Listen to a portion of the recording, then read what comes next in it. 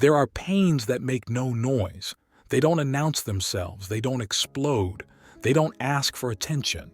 They arrive slowly, almost unnoticed, and settle inside you like a silent weight.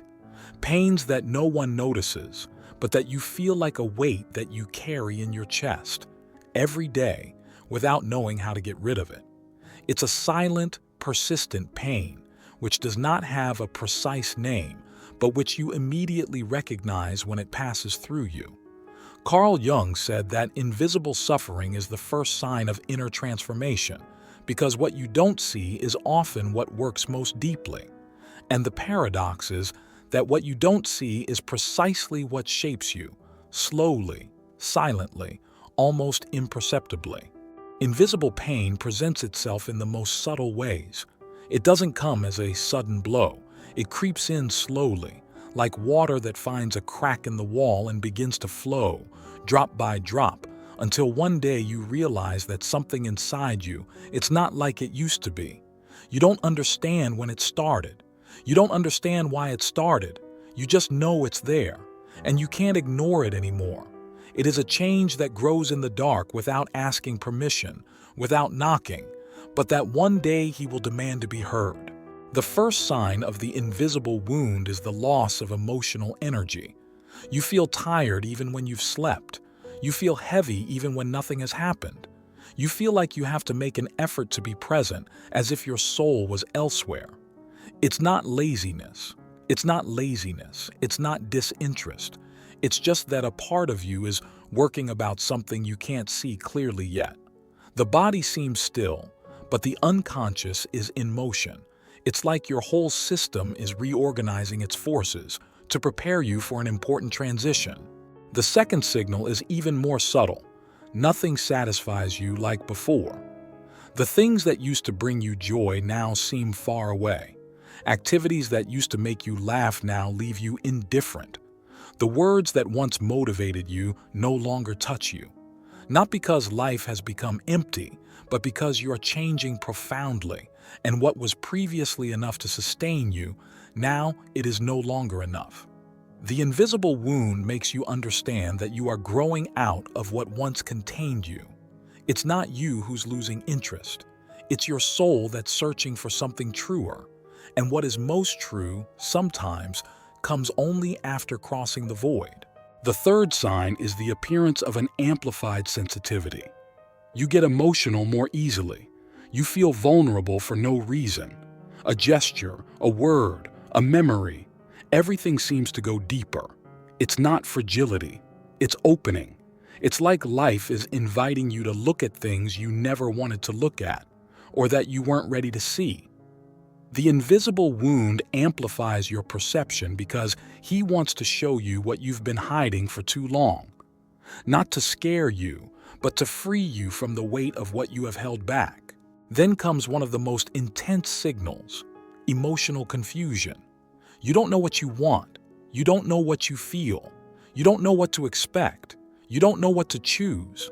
It's as if the old certainties have evaporated, and you find yourself in an indeterminate point between what you were and what you are becoming. This confusion is not a problem to be solved. It's a process you have to go through. It is the stage where your psyche is rearranging the priorities of your life. You are not lost. You are rearranging your inner world. And even if it doesn't seem like it, this confusion is a sign of maturation. It means your old identity is no longer enough. One of the most important signs of the invisible wound, but it is the most difficult to accept. Memories you thought were behind you begin to come back. Situations you've never really faced. Moments you filed away too quickly. Words that have affected you more than you thought. Memory doesn't come back to hurt you. Come back to free yourself. The unconscious knows that you cannot grow if you continue to build your life around wounds that never healed.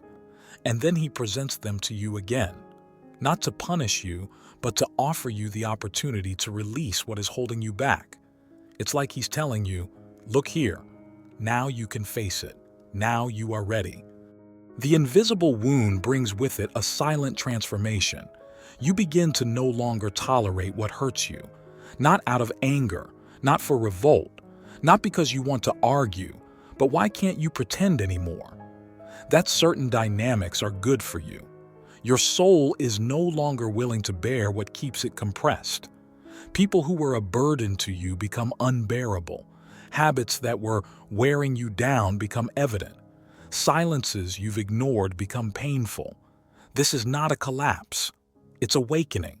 It's the beginning of a new inner order who no longer accepts compromises with what hurts you. Then comes a surprising phase, the need to isolate yourself. But not an isolation that hurts, an isolation that heals. You need mental space, of silence, of distance between you and everything that confuses you. You don't want to run away from others. You want to go back to yourself. The invisible wound takes time, asks to be listened to. He asks for rest. And in that hidden solitude, a silent thing happens. You start to feel again. It's like your inner self starts breathing again, slowly, deeply, without haste. And just when you think the pain is killing you, the opposite happens. You begin to remember who you really are. Little fragments of you come back to light. A wish you had forgotten, a character trait of yours that you had suppressed, a crack through which air finally comes in. It's not a return to the past. It's a return to your essence. The invisible wound doesn't bring you back. It takes you inside. And inside you, there is something that you haven't fully explored yet. It's a rediscovery, a silent rebirth. Then comes the most delicate moment. Pain turns into understanding. You no longer ask, "Why is this happening to me?" You start asking, "What is this teaching me?" This is the turning point. This is where suffering stops being a burden and become a guide. This is where you stop resisting and you start listening. This is where the wound stops being a limit and becomes a portal. Jung said that the shadow never appears to destroy you, but to complete you. And when you listen to that wound, you realize that what was hurting you, it was exactly what you needed to transform. The final stage of the invisible wound, it is the quietest, but also the most revolutionary. You no longer feel afraid of change. You don't reject it. You don't avoid it. Don't put it off. You feel that the pain you have experienced opened a new space. You stopped holding on to the old. You stopped holding on to what was holding you back. You stopped being a smaller version of yourself. In that new space, without you realizing it, your life starts to grow again. Not because anything has changed outside, but why have you changed? The invisible wound is not a sign of weakness. It's the sign that you are healing, that you are growing up, that you are coming back to yourself. What you are finally becoming, deeply T. If these words have touched something inside you, don't ignore it. It means that a part of your soul is awakening.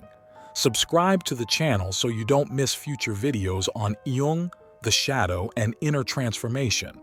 Every week I publish content that can help you understand who you are becoming. And if you want to support this journey within yourself, leave a comment. Tell me what you recognized about yourself in this silent wound. Your journey doesn't end here. It's just getting started.